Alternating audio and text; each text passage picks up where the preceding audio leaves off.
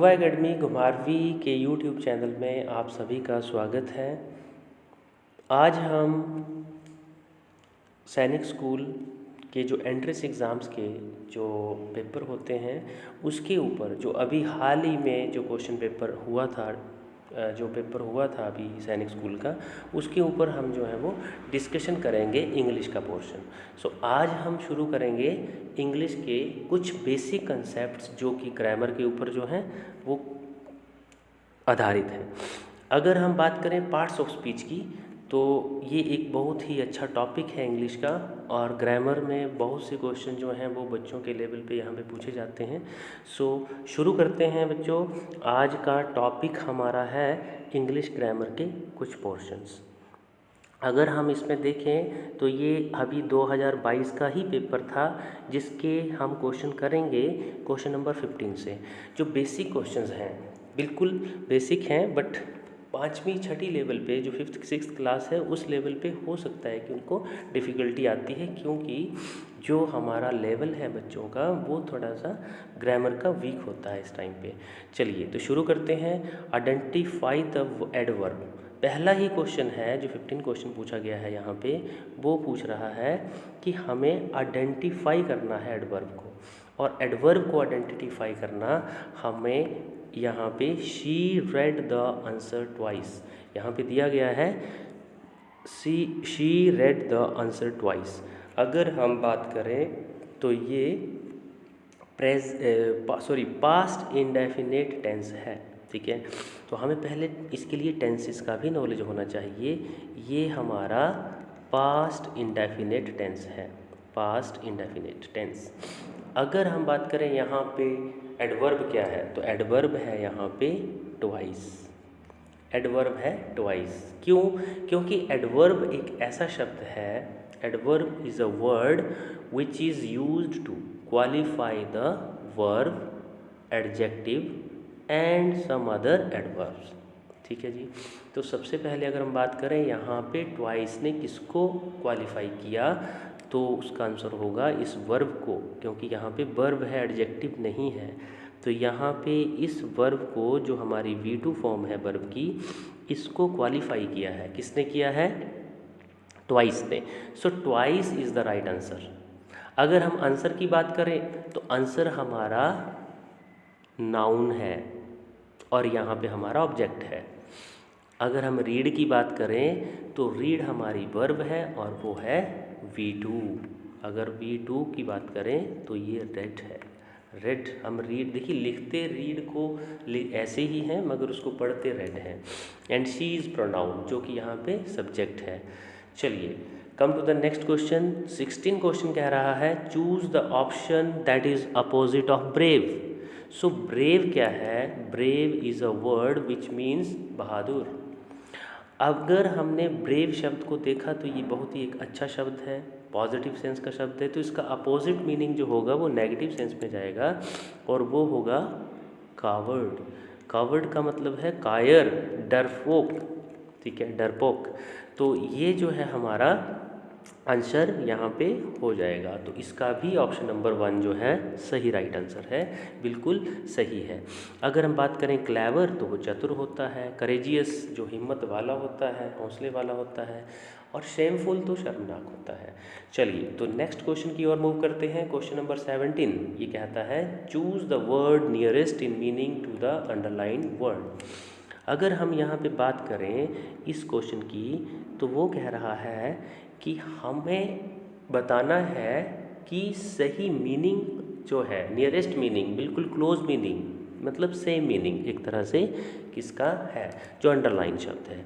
तो अभी हमने अंडरलाइन देखी है, किस पे है? अंडरलाइन है रिक्वेस्टेड के ऊपर, जैसे ये अंडरलाइन किया हुआ है। तो रिक्वेस्टेड का मतलब है, ये भी पास्ट इंडेफिनिट का टेंस है। She requested him to drop her home. तो उसने उससे रिक्वेस्ट किया, ठीक है, कि उसको वो घर में ड्रॉप कर दे। अब इसमें देखिए ऑर्डर्ड है पहला ऑप्शन, दूसरा है आस्क पोलाइटली, तीसरा है इंस्ट्रक्टेड एंड फोर्स्ड।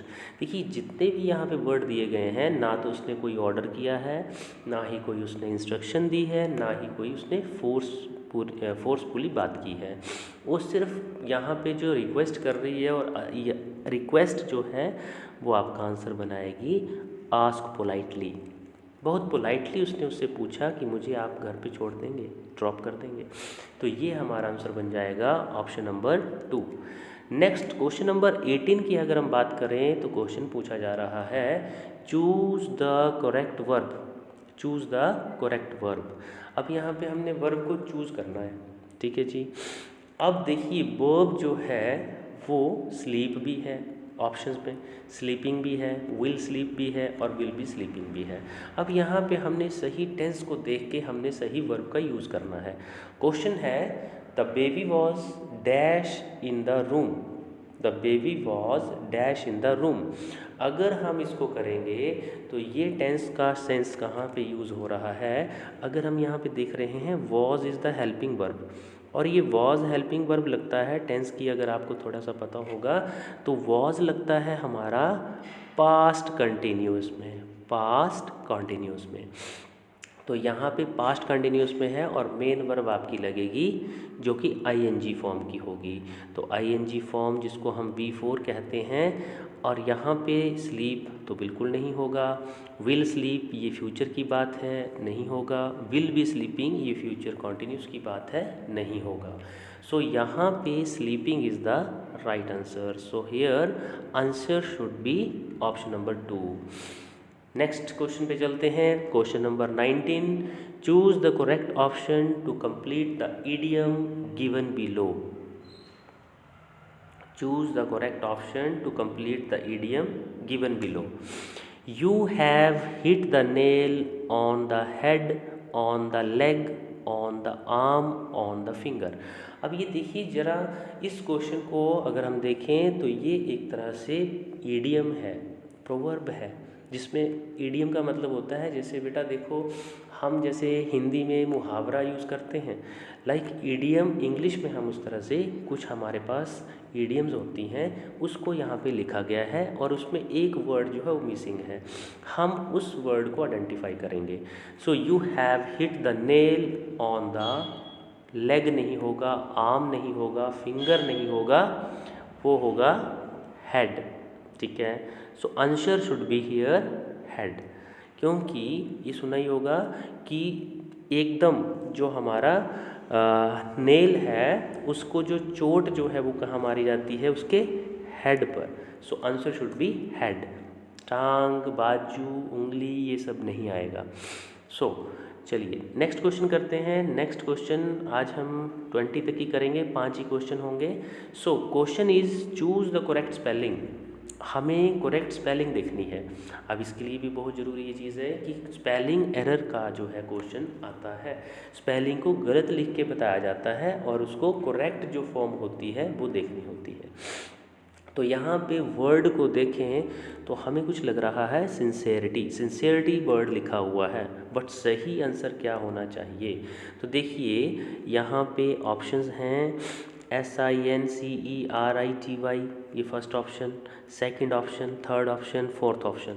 तो यहाँ पे सिंसेरिटी जो है वो आपकी कौन सी? देखिए डबल R लिखा है थर्ड में, कभी नहीं हो सकता, ये तो गलत है, ठीक है।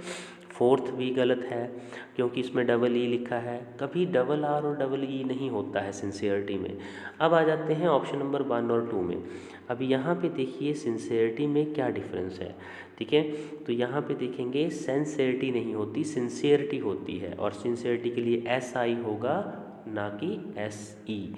तो answer should B A, sincerity होगा SINCERITY, सिंसेरिटी। तो आज हम यहीं पे वीडियो को क्लोज़ करते हैं। आज हमने बेसिक जो 5 क्वेश्चन जो थे इस बार के एग्ज़ाम में आए हुए थे, वैसे तो ये टोटल 25 क्वेश्चंस हैं, बट आज हमने सिर्फ 5 किए, ठीक है। बाकी के जो क्वेश्चंस होंगे वो हम कल करेंगे। Thank you very much, have a nice day.